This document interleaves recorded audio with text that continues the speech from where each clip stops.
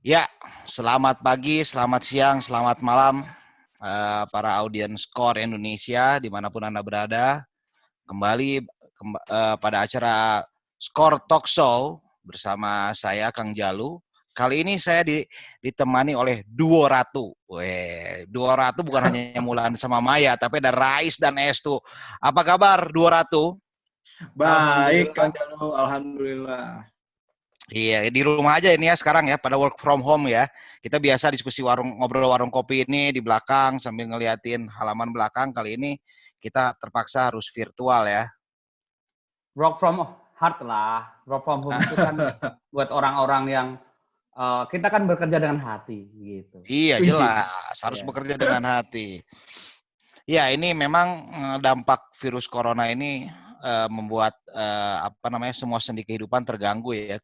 Termasuk kita yang harus bekerja dari rumah, kemudian juga dunia olahraga mancanegara maupun tanah air juga terganggu. Dan kali ini juga kita juga mendapatkan kabar terbaru nih bahwa Liga 1 2020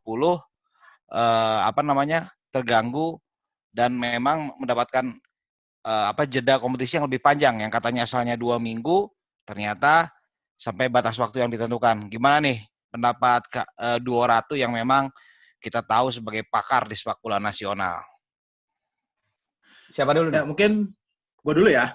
Oh, siap. Kalau gue sih sebenarnya ini adalah keputusan yang memang harus diambil ya sesegera mungkin oleh PSSI maupun otoritas dari sepak bola Indonesia. Karena memang situasi yang saat ini memang bisa dikatakan mengkhawatirkan dan juga sangat genting ya untuk level nasional. Kalau dipaksakan hanya mementingkan sisi dari olahraganya, kemeriahannya, ya tentunya itu akan menjadi hal yang tidak baik lah. Sehingga untuk menyelamatkan semua, memang ini perlu diputuskan segera untuk terkait pemberhentian kompetisi ini. Ya, kita apresiasi sih sebenarnya langkah cepat dari federasi yang sebelumnya ingin melaksanakan kompetisi ini tetap berjalan, tapi akhirnya melihat situasi yang ada, mereka akhirnya memutuskan waktu pertama kali memang diliburkan 2 pekan sambil melihat perkembangan, tapi hingga akhirnya melihat situasi yang semakin genting, PSSI mengambil keputusan untuk meliburkan dalam batas waktu yang tidak ditentukan. Tapi yang menjadi masalah baru adalah ini ada beberapa kemungkinan yang akan dihadapi dengan berhentinya kompetisi ini. Ya, coba dari Estu gimana? Ada mau tambahan lagi apa yang diucapkan oleh Rais tadi? Ya, sepakat sih sama Rais. Kondisinya memang sangat tidak memungkinkan. Bahkan kalau dilihat perkembangan sekarang, memang ya cukup mengkhawatirkan lah. Tapi paling tidak gini, ada hal-hal yang menarik bukan menarik dalam artian menarik untuk kesenangan atau apa ya, tapi ini menarik untuk dicermati bahwa sepak bola Indonesia itu akhirnya seolah-olah sekarang bukan seolah-olah menjadi satu hal yang menyatukan orang gitu loh. Contoh gini, kegiatan-kegiatan kecil kemarin di Surabaya ada satu bonek dengan free drone-nya untuk nyebar disinfektan di seluruh kota. Nah, itu salah satu itu. Terus di beberapa grup itu mengadakan semacam donasi bersama gitu antar supporter, antar komunitas gitu, mereka beli hand sanitizer, beli masker bersama, dan kan itu barang yang langka kan sekarang, dan mereka itu seolah bersatu. Saya cenderung menyoroti kalau kompetisi oke lah, saya pikir PSSI, PT Liga dan pemangku pasti akan punya gerakan masing-masing. Tapi yang membuat saya setuju adalah ketika semua elemen ini bersatu, dan ya ini bagian jadi semacam, kalau kemarin-kemarin ya bukan mengungkit-ungkit masa lalu, tapi misalnya ada klub A, klub B, taruhlah Jackmania, Bobotoh tidak akur gitu. Tetapi sekarang mereka semuanya menjadi, semoga beberapa hal yang baik ini menular ke mereka, dan tidak ada lagi yang namanya meme soal perseteruan, tapi bersatu. Dicontohin sebenarnya, sudah dicontohin sama City sama United kan di IG mereka. Saya pikir sebentar lagi teman-teman akan melakukan, karena memang komunitas kita sudah banyak melakukan. Bahkan beberapa kali saya dikontak beberapa teman kalau misalnya bisa ada barang yang dilelang nggak gitu. Nah, ini menurut saya hal yang baik itu dari situ. Dan gerakan ini memang apa ya? Memang menjadi trigger yang baik buat sepak bola negara inilah, paling tidak seperti itu. Sama-sama Ya, menderita lah gitu loh. tapi kembali ke persoalan Liga 1 nih. Nah, menurut dengan mundurnya Liga 1 yang asalnya 2 minggu kemudian lebih, ini kan pasti akan banyak dampak nih. Oke lah tadi dampaknya untuk di beberapa kalangan supporter segala macam kita tadi melihat bahwa ada keguyuban yang makin berat. Tapi kan di sisi lain efeknya bagi klub gimana sih? Coba dari S2 dulu deh. Efeknya bagi klub dengan penundaan yang asalnya 2 minggu sampai batas waktu yang tidak ditentukan. Menurut ke belakang 2015 kita pernah kena sanksi FIFA dan semua segi kehidupan mati waktu itu. Pemain banyak yang jualan apa. Nah, ini kondisinya sama. Bedanya kalau sekarang kan nggak bisa main tarkam juga karena tarkam juga dimatikan. Nah, yang paling penting dari kondisi sekarang adalah tadi APPI juga sudah mulai memberikan semacam himbauan baru soal kesejahteraan pemain. Klub-klub juga mulai bicara soal kesejahteraan pemain karena mereka pemasukan, walaupun saya melihat tadi berita sponsor Arema tetap komit dengan mereka. Tapi artinya ini semua harus disikapi, terutama soal dapur ya, soal dapur pemain. Ini yang paling sensitif di sini karena di satu klub saja tidak hanya menghidupi, kita nggak usah ngomong sekitar klub ya, satu klub aja menghidupi pemain 30 misalnya, asisten pelatih, staf pelatih bisa 5-7 orang, belum lagi staf kantor segala macam. Karena memang ini yang urusan perut ini yang memang harus diperhatikan dan semoga kalau saran saya sih seperti kemarin ada meeting virtualnya 10 klub dan PT Liga kabarnya seperti itu, semoga isu ini yang diangkat saat ini, yang paling penting itu. Entah nanti, saya pikir pemain juga akan memaklumi dengan kondisi ini. Misalnya kalau di Malaysia ada wacana udah dilontarkan pemotongan 10-25% dari gaji. Nah, ini mungkin bisa disikapi dari gaji keseluruhan atau gaji per bulannya atau seperti apa. Nah, atau klub yang sudah mendaftarkan timnya di asuransi segala macam ini diulik ulang karena memang kondisinya seperti ini yang memang harus diperhatiin. Itu sih. Iya, tapi kan sebenarnya kalau kita dengar tadi dari saudara Hanif Marjuni LIB ya, bahwa tidak semua kontrak antara klub sama pemain mencantumkan unsur force major. Ya, Rai sendiri menilai bahwa apakah ini akan ada efeknya nggak nih? Karena kan kalau ada pemotongan, oke lah seperti Malaysia 10-20, mungkin ada sebagian yang rela untuk dipotong, tapi kan ada juga pasti yang merasa keberatan toh karena memang di kontrak itu untuk satu tahun dan belum ada pasal-pasal yang mengatur force major ketika kontrak itu dibuat. Ya, kalau saya sih melihat kembali lagi ke perjanjiannya itu seperti apa ya dari masing-masing pemain ke klub masing-masing. Itu harus dibicarakan. Sebenarnya sih dalam situasi seperti ini, saya yakin baik pemain maupun klub itu sadar betul ini adalah kondisi yang sebenarnya tidak sangat diinginkan. Mereka pasti akan berdiskusi. Seharusnya ini memang semua pihak berdiskusi, duduk bareng untuk mencari solusi bersama agar tidak ada pihak-pihak yang dirugikan, baik itu dari pihak klub maupun pemain, bahkan sampai sponsor sekalipun. Karena pastinya ini bisa dikatakan situasi seperti ini, menurut saya ini memang situasinya sudah force major sih memang. Dengan kondisi seperti ini di luar dari force major itu yang berbentuk bencana alam ya. Karena ini memang sudah masuk bencana alam juga ya, karena ini wabah yang memang sulit untuk dihentikan dan memang sedang dalam tahap proses pencarian obatnya.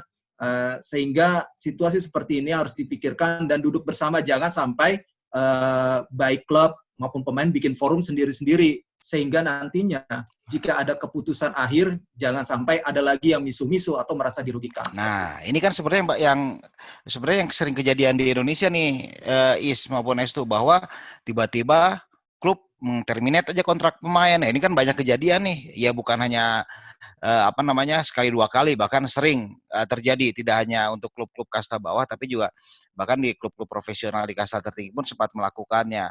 Nah, apalagi kondisinya saat ini, oke lah tadi beberapa kali S2 bilang sponsor Arema masih tetap ini, tapi kan mereka juga ada tanggung jawab dan klub juga pasti pemasukan dari non sponsor juga berkurang. Kira-kira ya tadi udah dijelaskan itu, Rais, apakah mungkin ada kejadian seperti ini muncul dengan kondisi seperti ini? Kalau yang dari sisi saya sendiri sih melihatnya ini memang ada kemungkinan untuk seperti itu. Tapi yang seperti yang saya bilang tadi, jangan sampai ada ego yang dikedepankan dari masing-masing pihak. Masing-masing pihak harus memikirkan ini untuk kebaikan bersama. Oke, sisi klub memang pastinya mereka tidak ingin dong, sudah mereka bersusah payah, kemudian sulit untuk mencari dana, kompetisi dihentikan, jangan sampai dirongrong lagi nih, misalkan soal urusan gaji, kan bisa aja ini dengan alasan force majeure, di-terminate, jadi tidak dibayarkan sampai sisa kontrak musim berakhir. Tapi dari API tadi yang seperti yang kita lihat tadi dari obrolan via live IG kita, bahwa dari API pun siap bermusyawarah. Ini kan berarti sudah ada itikat baik sebenarnya dari para pemain, dari APPI untuk menyelesaikan ini secara kekeluargaan. Mereka harusnya diajak bicara. Seperti yang saya bilang tadi, harus segera dibuat forum secepat mungkin bersama. Jangan sampai buat forum sendiri-sendiri untuk menentukan penyelesaian yang baik berbagai opsi yang mereka harus ambil ketika situasi terburuk terjadi. Sampai situasi terburuk terjadi, mungkin ada plan A, plan B, bahkan sampai plan Z lah, sudah disiapkan oleh pihak-pihak ini di dalam forum tersebut. Ya, kondisi seperti ini kan memang bukan pertama kali dirasakan di kita ya. Memang ketika Liga LI 4 juga di stop ketika sudah berjalan lebih dari setengahnya. Terakhir ya memang tadi sudah dikatakan di QNB League S itu sendiri sebagai pakar sejarah sepak bola nasional, punya gambaran nggak ketika kejadian, ya taruhlah kalau 98 kejauhan lah ya, yang 2015 itu penyelesaian kontrak pemainnya seperti apa sih? Mungkin kan banyak yang belum paham nih, ketika tahun 2015 itu kondisi kita terhenti ketika baru 3 laga, nggak beda jauh lah dengan kondisinya sekarang. Terus akhirnya sempat vakum beberapa lama. Bisa dijelasin mungkin Estu keadaannya ketika itu seperti apa? Iya, kondisi saat itu memang sepak bola Indonesia juga memang jauh berbeda ya dibandingkan sekarang. Walaupun itu baru 4 tahun yang lalu, tapi kondisi sepak bola Indonesia saat itu dengan sekarang jauh berbeda. Artinya kala itu sebenarnya kalau ngomong ketika itu kan faktornya karena saat itu adalah konflik. Jadi ada dualisme yang membuat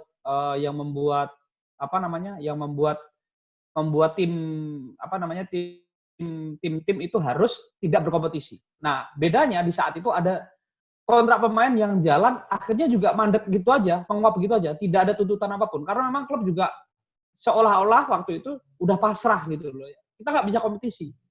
Nah, akhirnya jalan lain di tim saat itu adalah bahkan saat itu saya nyaris tidak mendengar pemain menuntut kontrak segala macam. Karena memang tim seolah-olah udah pasrah, seolah-olah udah ya udah ini gara-gara si ini udah saling menyalahkan waktu itu, dan akhirnya pemain ada yang jadi pegawai negeri kembali jadi pegawai negeri, yang jadi polisi, yang nggak punya pekerjaan lain ya main bola atau bantuin istri, ada yang jual gorengan dan segala macam, ada yang katanya jadi kulibongan segala macam. Tapi kalau kondisi saat ini sepak bola Indonesia jauh lebih tertata. Kontrak-kontrak pemain saya pikir jauh lebih benar dibanding sebelumnya. Terlepas tadi ada Rais mengatakan bahwa ini force majeure atau tidak dan di draft kontrak mereka ada klausal itu, tapi paling tidak kita nggak usah lihat ke masa lalu lah. Tapi paling tidak kita melihat kalau dari sekarang kita melihat bahwa ini force majeure, semua disepakati bahwa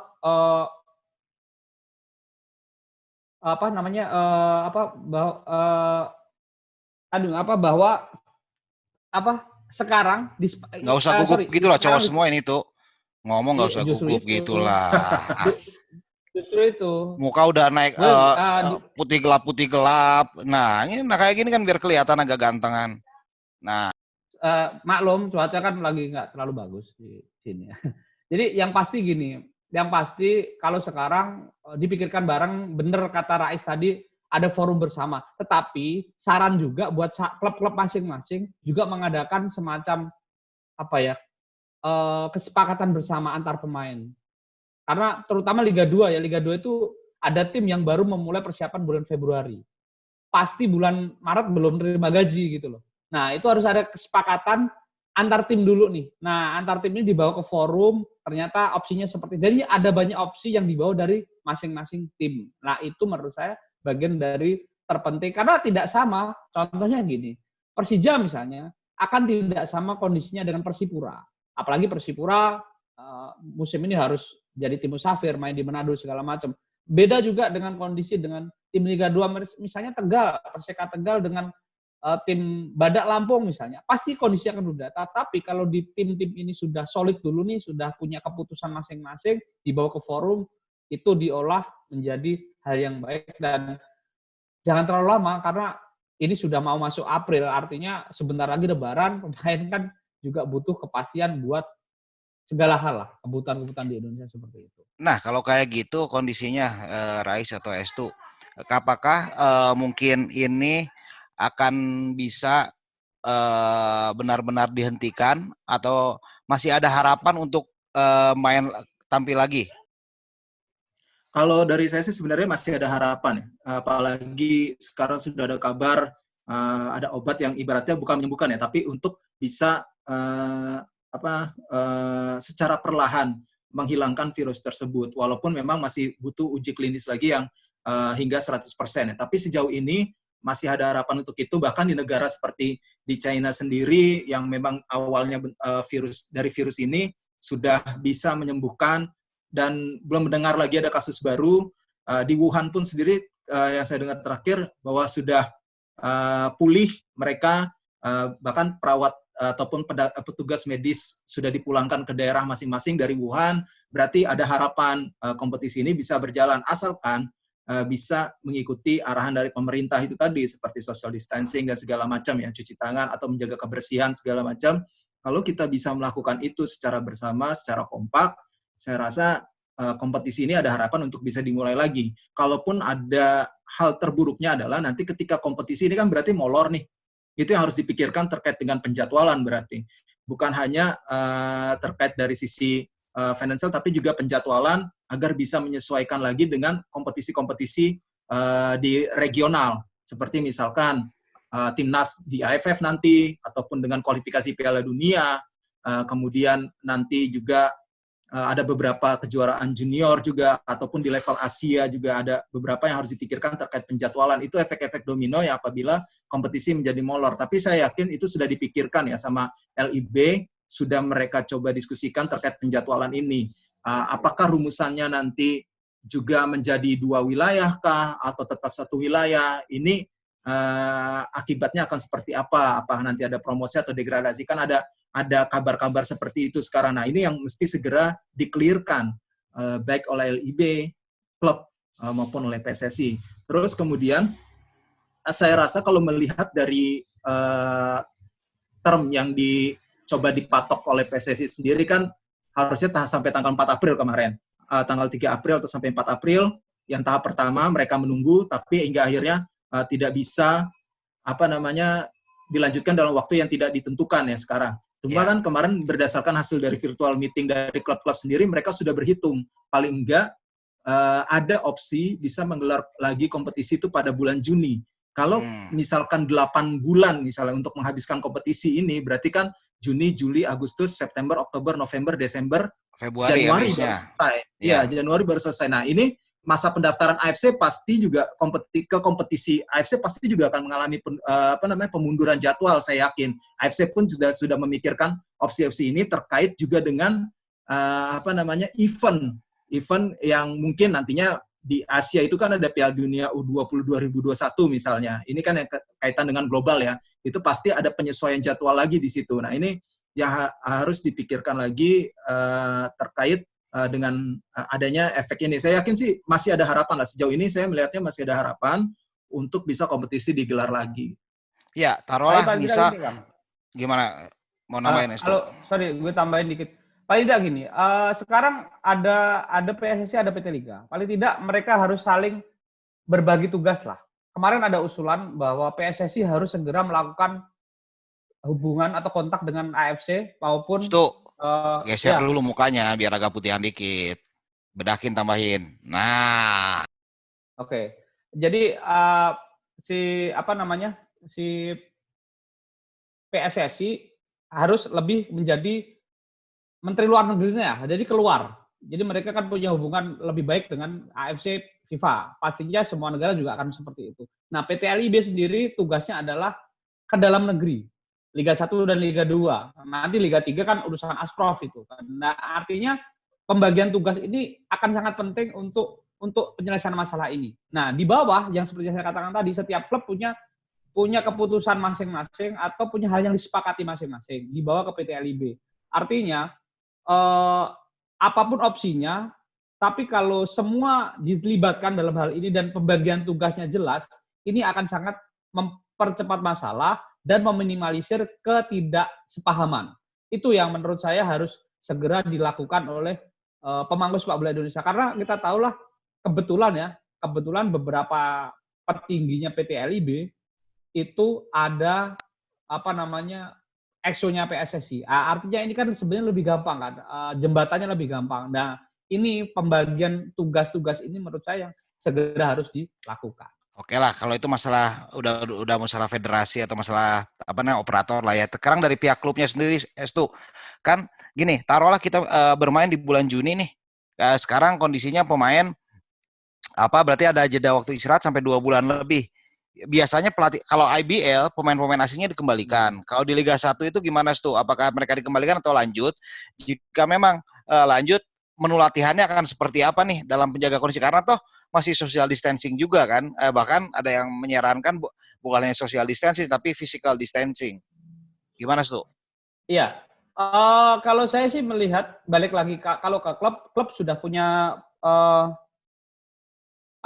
klub sudah punya program kan, punya program, pelatih punya program, nyaris semua tim yang mulai meliburkan itu punya program. Bahkan Persebaya dengan programnya yang sangat jelas harus 2 jam setiap latihan dia per hari dengan program yang sudah ditentukan mereka. Lalu ada dari kemarin kalau tidak salah Persi Kediri atau Persela Lamongan. Jadi ada grup WhatsApp yang tiap hari mengirim video latihan pemainnya. Nah, kalau klub saya pikir harus itu yang utama ya dari pelatih. Tetapi balik lagi ke pemain nih. Ya pemain, karena saya beberapa melihat IG story sejumlah pemain itu rumahnya dia di Tangerang Selatan nih.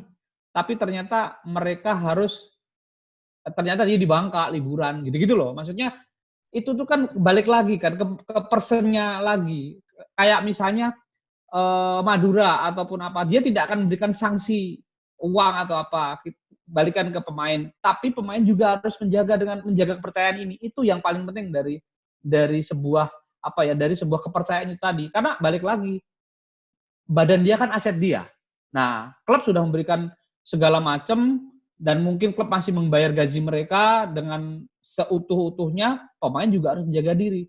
Karena saya yang tadi ngomongin, bukan cuma satu pemain, ada beberapa pemain yang justru berlibur, bukan di rumahnya, karena dia ya nggak tahu ya, dia nge-share lokasinya di IG dia segala macam gitu. Menurut saya itu ya tidak bagus lah. Karena kan saya lihat beberapa pemain di apartemen dia, di rumah dia melakukan stretching sendiri. Nah ini menurut saya balik lagi ke pemain. Ini ujian pemain untuk bagaimana dia menjaga kondisinya. Seperti itu. Ya kalau dari pelatih sendiri, Rais, ya dengan kondisi pemainnya masih ada yang istilahnya nakal lah ya, tidak mengindahkan aturan pemerintah atau bahkan aturan klub. Ya berarti kan kondisinya sebenarnya gini, kalau misalnya yang tadi Rais bilang sampai tanggal 4 April itu adalah kondisi instruksi dari Gubernur Jakarta ya soal work from home ya. Sementara kalau situasi darurat kita sudah diketahui bahwa 91 hari sampai 29 Mei. Nah, dengan kondisi itu dengan Maret berarti setelah telatnya kapan sih tim-tim itu harus berkumpul kembali dan berlatih bersama supaya memang ketika Juni, taruhlah Juni pertengahan lah ya, setelah Juni atau Juni akhir benar-benar sudah bisa kompetisi mulai lagi. Jangan sampai kan kalau kita kejadian ingat 98 kita terhenti tidak ada juara, 2015 pun demikian ya. Tentu tahun ini tanda-tanda ke sana bisa saja terjadi. Kalau bicara dari pelatih, ini pasti pelatih akan pusing untuk merombak lagi program ya. Mereka juga butuh kepastian kapan kompetisi ini dimulai. Itu dulu yang penting sebenarnya. Kalau bagi pelatih sehingga mereka bisa menentukan program yang tepat untuk para pemainnya. Sementara para pemain sendiri memang juga pastinya sudah dikasih PR sebenarnya. Mereka ini pemain profesional. Jadi yang saya tahu ya, beberapa dari pelatih dari kita itu biasanya, ya kalau dari omongan yang sebelum-sebelumnya ya, mereka mempercayakan kepada para pemain di masa jeda kompetisi ini, apalagi pemain profesional, mempercayakan kepada pemain itu sendiri untuk menjaga kondisi fisik, sehingga ketika mulai lagi latihan, mereka tidak dari nol banget. Nah, kalau misalkan berkaca dari proses persiapan klub-klub sendiri, biasanya itu paling enggak klub itu harus memulai persiapan 2 bulan sebelum kick off.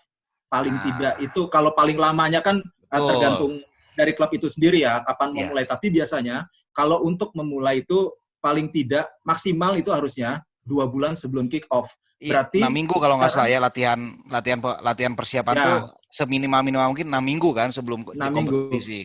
Paling enggak pertama pasti mereka akan cek lagi soal kondisi fisik. Pasti itu pasti tes kesehatan, kondisi fisik, big test segala macam. Itu baru dari situ bisa dilihat porsi seperti apa yang harus diberikan kepada pemain untuk bisa menemukan peak performance nanti pada saat kompetisi dimulai.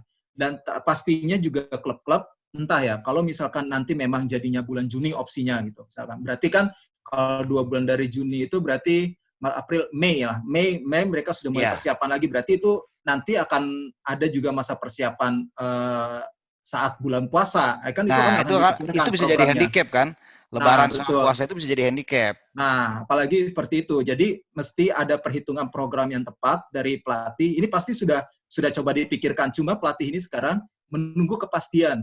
Kompetisi ini tetap jalan dan kapan tanggalnya, atau kompetisi ini benar-benar dihentikan. Sebenarnya itu aja sih kalau dari pelatih. Nah kalau dari 200 sendiri ini, opsinya pilih yang mana? Apakah memang dimulai akhir Juni atau dibatalkan sama sekali sehingga tidak ada juara seperti halnya tahun 98 dan 2015? Coba Estu dulu deh. Kalau pendapat Estu pribadi mendingan dimulai, nggak usah panjang-panjang, durasi nih terbatas ya. Intinya apakah benar-benar dimulai baru tidak ada juara atau melanjutkan yang sudah ada? Terlepas dari kondisi apapun ya, kondisi apapun dari wabah ini, saya justru berharap Juli bukan Juni ya, Juli itu baru dimulai. Juli baru dimulai. Tetapi Juni bisa persiapan. Itu aja sih kalau saya sih. Gitu. Saya nggak pengen kompetisi terhenti. Oke. Kalau dari Rais? Ya sama ya. Kita pasti pengennya kompetisi tidak terhenti gitu. Cuma kan memang lihat lagi kondisinya akan seperti apa di masa depan. Kita kan bukannya Tuhan juga gitu. Kita manusia biasa, nggak bisa meramal seperti apa kejadiannya gitu. Untuk 2 bulan ke depan. Tapi saya harap sih paling enggak, ya benar kata itu tadi, kalau enggak Juni ya Juli gitu. Kita sudah bisa mulai kompetisi lagi dan sudah ada kepastian. Setidaknya bulan besok April nih, kita sudah ada kepastian nih harusnya sih. Semoga aja ya, jika ini bisa smooth dan bisa teratasi dengan baik, bulan Juni atau Juli kita sudah bisa mulai lagi. Jangan sampai kompetisi benar-benar dihentikan sih. Tapi yang jelas kita balik lagi. Gimana situasi akhirnya nanti, yang semoga aja kita berjalan dengan baik lah. Iya betul, kita berharap wabah pandemi ini, pandemi corona ini memang bisa rampung, bisa selesai lah ya, bisa benar-benar clear sehingga semua sendi kehidupan bisa kembali lagi. Ya kita juga tidak perlu lagi berdiskusi obrolan warung kopi ini secara virtual, tapi benar-benar bisa langsung ngobrol satu sama lain. Ya, sekian dulu talk show bersama Skor Indonesia. Tapi sebelum itu, Rais katanya sudah menyiapkan puisi. Kita dengarkan dulu puisi dari Rais. Nggak jadi. Ini bukan yang ini. Bukan yang Nanti ini. yang satu. Oh, dia yang satu. Ya, mohon maaf. Ternyata Bapak Raisnya belum. Terima kasih Estu, terima kasih Rais. Sampai ketemu lagi di obrolan warung kopi berikutnya. Selamat siang, sore, malam, dan pagi.